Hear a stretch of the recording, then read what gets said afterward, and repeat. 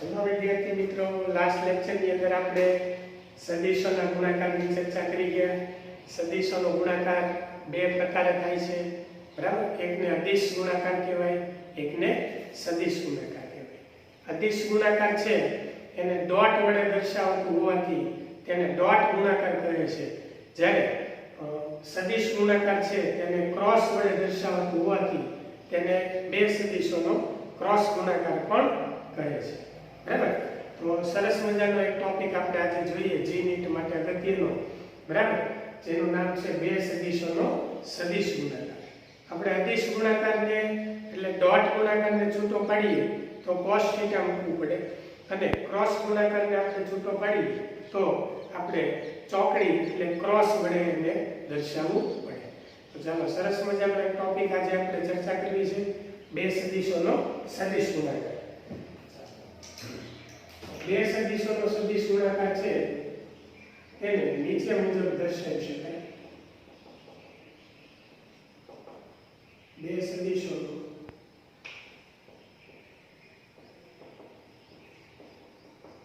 સદિશ ગુણાકાર નીચે મુજબ દર્શાવી શકાય. ચાલો, અહીં આપણે લખીશું સદિશ A ક્રોસ સદિશ B. અહીંયા ચોકડી ગુણાકાર ક્રોસ ગુણાકાર લેવાનો છે, તો એની બરોબર લખી શકાય માનાંકમાં સદિશ A માનાંકમાં સદિશ B sin θ into n cap. સાથે સાથે આપણે એકમ સદિશને પણ અહીં દર્શાવવાનો છે, બરાબર. ચાલો, અથવા આને આમ પણ લખી શકાય સદિશ A ક્રોસ સદિશ B માનાંકમાં એટલે A લખાય, માનાંકમાં B એટલે B sin θ એની સાથે n cap. જ્યાં n cap છે એ એકમ સદિશ બતાવે છે, A અને B થી બનતા સમતલને લંબ દિશામાંનો એકમ સદિશ છે, બરાબર. ક્રોસ નિશાની ચોકડી ગુણાકારને દૂર કરો એટલે sin θ મૂકવું પડે, ડોટ ગુણાકારને દૂર કરો એટલે cos θ મૂકવું પડે. cos θ વિશે આપણે અદિશ ગુણાકારમાં ભણી ગયા. આજે આપણે અભ્યાસ કરીએ છીએ સદિશ ગુણાકારનો, બરાબર. અહીં આપણે લખશું જ્યાં θ એ સદિશ A અને સદિશ B વચ્ચેનો કોણ છે એટલે ખૂણો છે, બરાબર. અને n cap A અને B થી બનતા સમતલને લંબ દિશામાંનો એકમ સદિશ છે, જેની દિશા જમણા હાથના સ્ક્રૂના નિયમ અને જમણા હાથના નિયમ પરથી પણ મેળવી શકાય છે. વિદ્યાર્થી મિત્રો, n cap A અને B થી બનતા સમતલને લંબ દિશામાં એકમ સદિશ છે. દાખલા તરીકે A અને B થી બનતું સમતલ એટલે શું? ધારો કે આ બોર્ડ છે એક સમતલ છે, અહીંયા બે સદિશ બતાવું છું, સદિશ A અને સદિશ B, બરાબર. તો બંને સદિશો આ સમતલમાં આવેલા ગણાય. હવે આ સમતલને લંબ સમતલ એટલે લંબ દિશા એટલે બહાર આવતી દિશા થશે બોર્ડમાંથી, કાં તો બોર્ડની અંદર દાખલ થતી દિશા થશે, બરાબર. તો એ સમતલને લંબ દિશામાંનો એકમ સદિશ એટલે એને આપણે n cap વડે દર્શાવશું. અહીં આપણે દિશા બતાવવી જરૂરી છે, કારણ કે આ સદિશ ગુણાકાર છે. અદિશ ગુણાકારમાં આપણે એકમ સદિશ કઈ લીધો નહોતો, બરાબર. ચાલો, એની દિશા છે એ જમણા હાથના સ્ક્રૂના નિયમ પરથી અથવા જમણા હાથના નિયમ પરથી મેળવી શકાય, બરોબર. તો n cap ની જે દિશા છે એ જ A ક્રોસ B ની દિશા થશે. કારણ કે આ સદિશ ગુણાકાર થયો ને, એટલે સદિશ ગુણાકાર હોય એટલે દિશા પણ જરૂરી છે, દિશા બતાવવી જરૂરી છે. તો અહીંયા આપણે પહેલા જમણા હાથના સ્ક્રૂના નિયમની ચર્ચા કરી, ત્યારબાદ જમણા હાથના નિયમની ચર્ચા કરી અને સમજી કે કેવી રીતે એન કેપની દિશા જે છે એ લઈ શકાય. તો ચાલો આપણે જોઈએ. ચાલો આ એક જમણા હાથનો સ્ક્રૂ છે.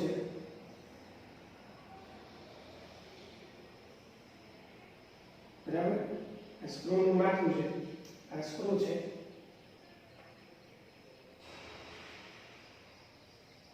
બરાબર, અહીંથી આપણે બે સદિશો લઈએ.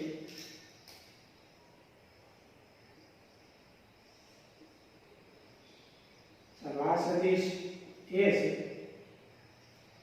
આ સદિશ B છે. બે વચ્ચેનો એંગલ થીટા છે. બરાબર, તો જમણા હાથના સ્ક્રૂને A થી B ઘુમાવતા, ક્યાંથી ક્યાં ઘુમાવવાનો? A થી B. એટલે જમણા હાથ, ધારો કે પેન છે એ સ્ક્રૂ છે, તો એને આ રીતે ઘુમાવીશ, જમણા હાથમાં લઈ અને A થી B ઘુમાવીશ. બરાબર, તો સ્ક્રૂ ઉપર વધશે. તો સ્ક્રૂ જે દિશામાં આગળ વધે તે દિશા કોની કહેવાય? A ક્રોસ B ની દિશા કહેવાય. અને તે જ દિશા પાછી કોની કહેવાય? એન કેપની કહેવાય. બરાબર, તો આ જમણા હાથના સ્ક્રૂનો નિયમ આપણે અહીંયા સમજીએ. બરાબર, આ જ રીતે બરાબર જમણા હાથનો નિયમ આપણે લઈએ. તો જમણા હાથનો નિયમ શું કહે છે તે આપણે જોઈએ. તો બે સદિશો આપણે એક જ સમતલમાં લેવા છે. ધારો કે આ સદિશ A છે, બરાબર, આ સદિશ B છે, આ બે થી આ વર્તુળ સમતલ છે, આ એંગલ થીટા છે. રાઈટ, તો હવે આપણે જમણો હાથ બતાવીએ.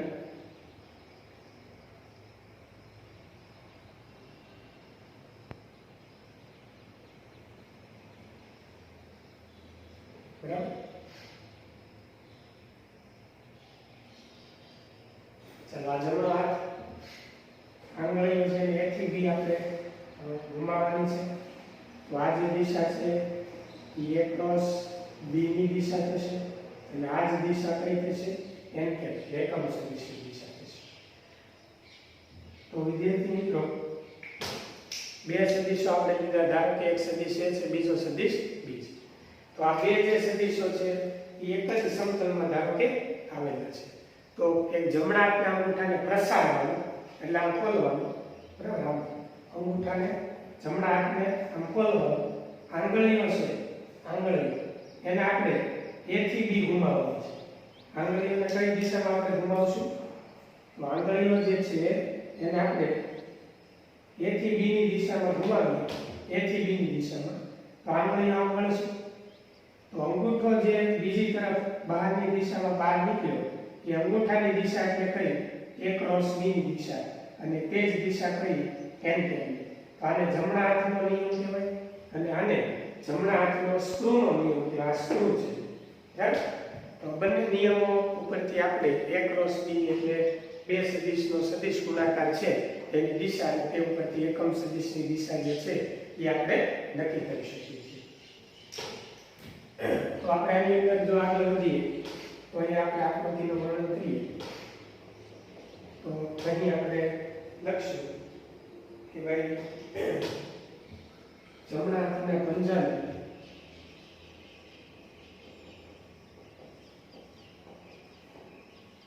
પંજાને પ્રસારો, ત્યારબાદ આંગળીઓને A થી B, આપણે આંગળીઓને A થી B તરફ વાળી, B તરફ વાળતા બહારની તરફ અંગૂઠાની દિશા A ક્રોસ B ની તથા એન કેપની, આ એન કેપ છે, એન કેપની દિશા દર્શાવે છે. બરાબર, ચાલો એન કેપની દિશા દર્શાવે છે. અહીં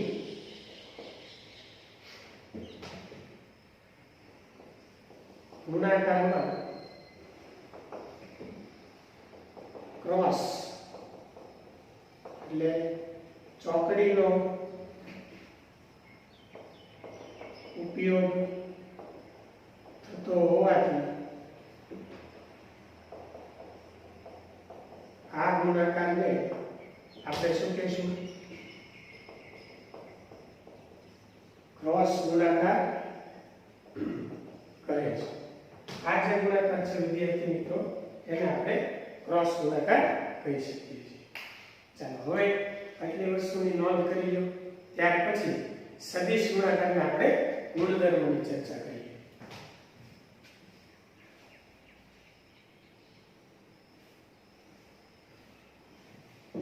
ચાલો હવે આપણે જોઈએ સદિશ ગુણાકારના ગુણધર્મો. જેમ આપણે અદિશ ગુણાકારના ગુણધર્મોની ચર્ચા કરી હતા તેમ હવે આપણે સદિશ ગુણાકારના ગુણધર્મોની ચર્ચા કરી અને તેને રિલેટેડ એક્ઝામ્પલ જે છે એમની આપણે ચર્ચા કરીશું.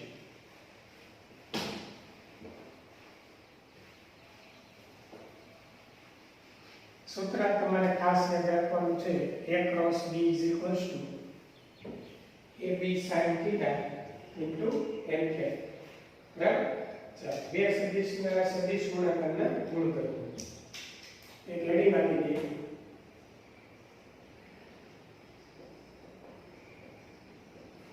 સદિશ ગુણાકારના ગુણધર્મો.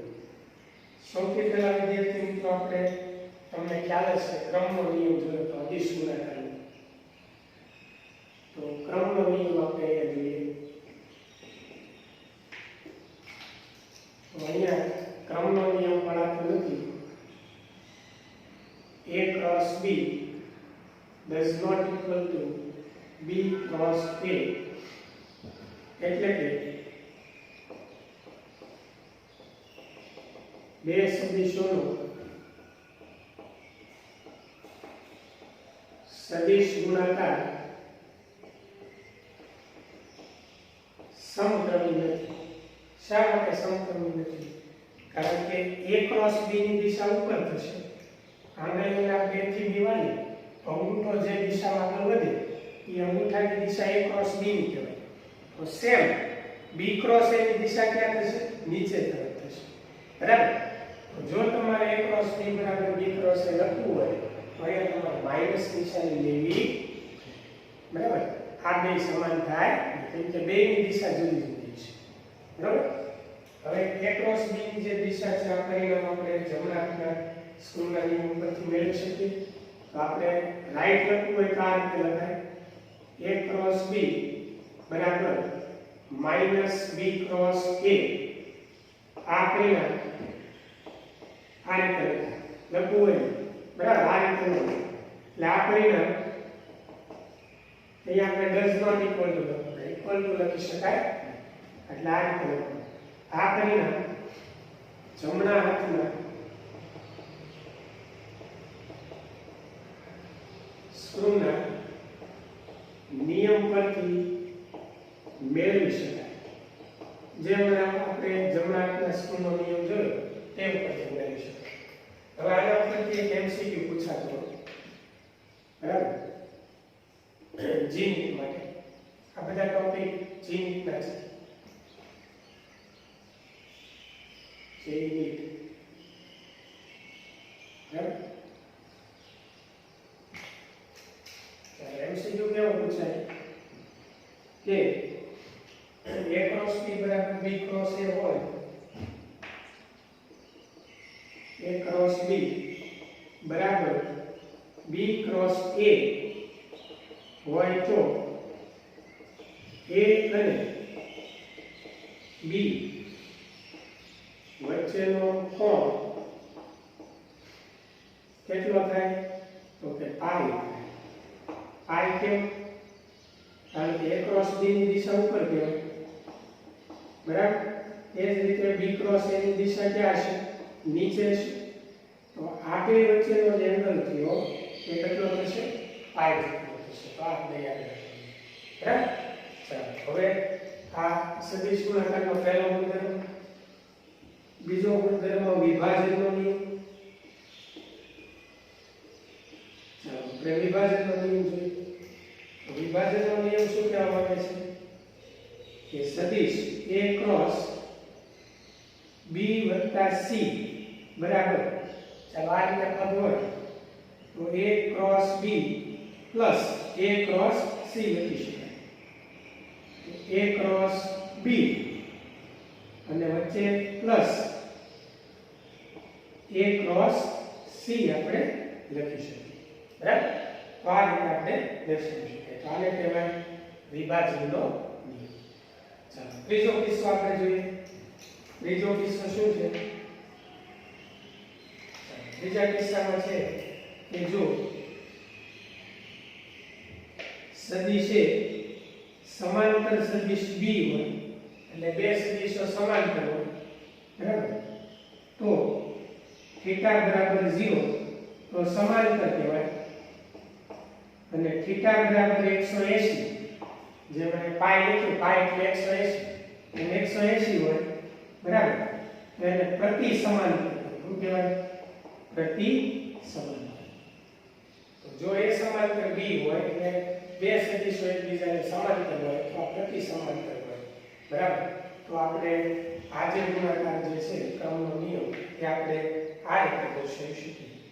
આ રીતે લખી શકાય A ક્રોસ B બરાબર, ચાલો સૂત્ર શોધો, AB sin θ n કેપ બરાબર. ચાલો અહીંયા 0 મૂકી દઈએ તો sin 0 મુકાય 0, અથવા sin 180 તો sin 180 પર શું થાય 0, એટલે sin 0 અને sin 180 બે 0 થાય તો આ આખાનો ગુણાકાર 0 થશે. તો A ક્રોસ B આપણને શું મળશે? શૂન્ય મળશે. ક્યારે? કે જ્યારે બે સદિશો છે એકબીજાને કેવા હોય? સમાંતર કે પ્રતિ સમાંતર હોય ત્યારે. ચાલો બે સદિશો એકબીજાને લંબ હોય તો શું લખી શકાય? તો આપણે ચોથો કિસ્સો જોઈએ કે ભાઈ જો બે સદિશો, જો સદિશ છે પરપેન્ડિક્યુલર સદિશ B એટલે બે સદિશ એકબીજાને લંબ હોય 90 ડિગ્રી, તો θ બરાબર 90 ડિગ્રી થશે અને θ બરાબર 90 થાય તો આ રીતે લખી શકાય બે સદિશનો સદિશ ગુણાકાર A ક્રોસ B બરાબર AB sin 90 n કેપ. ચાલો sin 90 કેટલા થાય? 1 થાય, તો sin 90 1 થાય તો AB કૌંસમાં 1 n કેપ, 1 નો ગુણાકાર AB આને કરો એટલે AB n કેપ. તો A ક્રોસ B આપણને કેટલું મળશે? AB * n cap. જ્યાં n કેપ એ એકમ સદિશ છે, જે તે દિશામાંનો એકમ સદિશ છે બરાબર. તો આ ચોથો કિસ્સો આપણે જોયો. હવે પાંચમો કિસ્સો જોઈએ આપણે. કાર્ટેશિયન યામ પદ્ધતિ. ચાલો કાર્ટેશિયન યામ પદ્ધતિમાં એકમ સદિશોનો કેવો ગુણાકાર? સદિશ ગુણાકાર. ચાલો કાર્ટેશિયન યામ પદ્ધતિમાં એકમ સદિશોનો સદિશ ગુણાકાર આ રીતે કરે બરાબર. કઈ રીતે? તો I cap cross I cap બરાબર J cap cross J cap બરાબર K cap cross K cap. આ બધા એકબીજાને સમાંતર છે. I cap cross I cap એટલે બંને એક જ દિશામાં છે, સમાંતર છે. J cap cross J cap એટલે બંને એક જ દિશામાં છે. તો જો સમાંતર બે સદિશો હોય તો A ક્રોસ B કેવું થાય? શૂન્ય થાય. તો આ બધાનો ક્રોસ ગુણાકાર શું થશે? શૂન્ય થશે બરાબર. ચાલો આ પહેલું યાદ રાખવાનું. બીજું I cap cross J cap હોય અથવા I cap cross J cap કરો તો આન્સર K કેપ મળશે. I cap cross J cap કરો તો આન્સર શું મળે? K કેપ મળે. હવે J cap cross K cap કરો તો આન્સર શું મળશે? I કેપ મળશે. અને કે કેપ ક્રોસ આઈ કેપ કરો તો આન્સર શું મળશે છે આ બધી વસ્તુ સમગણી લેવાની દાખલા તરીકે આઈ કેપ છે બરાબર પછી અહીં આપણે જે કેપ લઈએ અહીં આપણે કે કેપ લઈએ આ સમગણી દિશા છે બરાબર સમગણી દિશા છે તો જો એકમ સદિશો સમગણી દિશામાં હોય બરાબર આઈ કેપ ગુણ્યા જે કેપ તો જવાબ શું હશે એક જે કેપ ગુણ્યા કે કેપ હોય તો જવાબ શું આવશે આઈ કેપ કે કેપ ગુણ્યા આઈ કેપ હોય તો જવાબ શું આવશે જે કેપ ટૂંકમાં સમગણી દિશા હોય તો આનો આન્સર પ્લસ થશે અને આપણે સમગણી કહીશું સમગણીમાં પ્લસ વિષમ ઘડી હોય તો માઈનસ થાય કેવી રીતે વિષમ ઘડી એટલે ઊંધું દાખલા તરીકે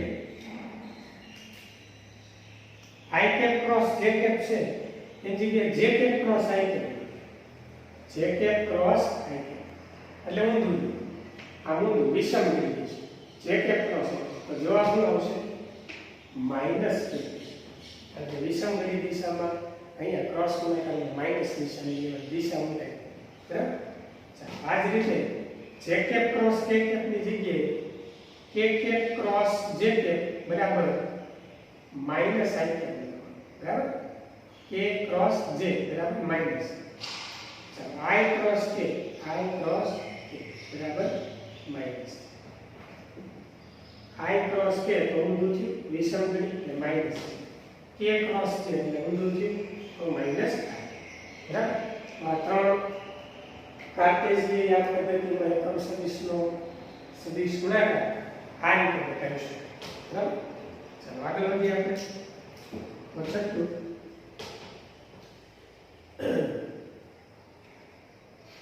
ચાલો સદિશોના કાર્ટેશિયન ઘટકો સ્વરૂપમાં કાર્ટેશિયન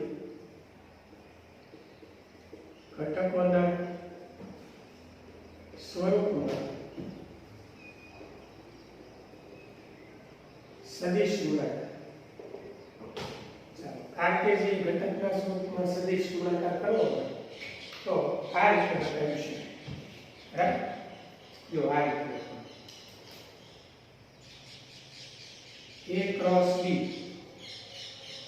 તેના આપણે સદિશ એનું લખી રાખીએ ચાલો સદિશ એટલે શું કહેવાય ax i કે ay j કે પ્લસ az કે આ જ રીતે સદિશ b કેમ લખાય bx i કે પ્લસ by j કે પ્લસ bz કે આ બેનો મારે ક્રોસ ગુણાકાર કરવો હોય તો એક નિશ્ચાયકની રીત છે કઈ રીત છે નિશ્ચાયકની રીત તો નિશ્ચાયકની રીત મુજબ a ક્રોસ b બરાબર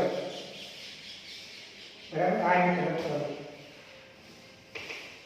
બે મોટી લાઈન દોરવાની i cap j cap k cap બરાબર ચાલો સદિશ છે એની અંદર શું છે ax અહીંયા શું છે ay અને અહીંયા az એ જ રીતે સદિશ b માં bx by અને bz બરાબર તો આનું સાદુરૂપ કઈ રીતે આપી શકાય તો કે a ક્રોસ b બરાબર પહેલા i કેપ ને પકડી રાખવાનું ચાલો i કેપ ને પકડી રાખો ત્યારે અહીંયા હાથ રાખો અહીંયા હાથ રાખો ચાલો કોનો બેનો ગુણાકાર કરવાનો ay bz minus az dy બરાબર આ રીતે ક્રોસ ગુણાકાર આનો ગુણાકાર જે છે ay નો bz સાથે અને માઈનસ az નો dy સાથે ચોકડી ગુણાકાર કરવાનો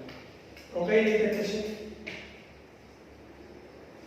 ay bz minus az by આ એક અહીંયા હતા ચાલો હવે કોનો વાળો જે કે એટલે અહીંયા વચ્ચે હાથ રાખો એટલે આ બે પદ દેખાય નહીં બરાબર તો કોનો ગુણાકાર કોની સાથે ax નો bz સાથે અને az નો bx સાથે પણ જે કેપ છે એ માઈનસ લેવું, બરાબર? જો તમારે જે કેપ પ્લસ લેવું હોય તો પહેલા આ બેનો ગુણાકાર અને પછી આ બેનો ગુણાકાર કરવાનો. આપણે સિક્વન્સમાં જઈએ છીએ, પહેલા આ બેનો ગુણાકાર પછી આ બેનો ગુણાકાર. તો એટલે મારે વચ્ચે માઈનસ લેવાનું, બરાબર? અમુક બુકમાં પ્લસ આપ્યું હોય એમાં દિશા ઉલટાવી નાખી અંદરના પદમાં. આપણે સિક્વન્સમાં જઈએ છીએ, માઈનસ જે કેપ લો, અહીં યાદ રાખી દેવાનું. ચાલો માઈનસ જે કેપ લો એટલે ax નો ગુણાકાર bz સાથે, bz વચ્ચે માઈનસ az નો ગુણાકાર bx સાથે, az bx. બરાબર? અમુક બુકમાં શું લખ્યું અહીંયા પ્લસ, તો આ પદ પહેલા લખે, આ પદ પછી. તો આ પ્લસ થઈ જશે, આ માઈનસ થઈ જશે. બેનો મિનિંગ એક જ થાય. આપણે આ રીતે યાદ રાખો. પ્લસ કે કરીએ આપણે. ચાલો પ્લસ કે જે કે હંમેશા માઈનસ લેવાનું. તો સિક્વન્સ જે છે એ પ્રમાણે કામ થશે. ચાલો હવે કે ઉપર આધાર રાખીએ. તો કોનો બેનો ગુણાકાર થશે? ax dy minus ay bx. તો અહીંયા ક્રોસ ગુણાકાર થશે ax by ay bx. તો અહીંયા આપણે લખશું કે કૌંસમાં ax dy minus ay bx, ay bx. બરાબર? ચાલો તો આ થઈ ગયું a ક્રોસ b. તો આ રીતે આપણે સદિશ ગુણાકાર જે છે એના માટે નિશ્ચાયકની રીતનો ઉપયોગ કરવો. અદિશ ગુણાકાર હોય તો તમે ડાયરેક્ટ ગુણાકાર કરી શકો, ax bx ay dy az bz. પણ સદિશ ગુણાકાર હોય ત્યારે આપણે આ રીતે દર્શાવવું પડે. બરાબર?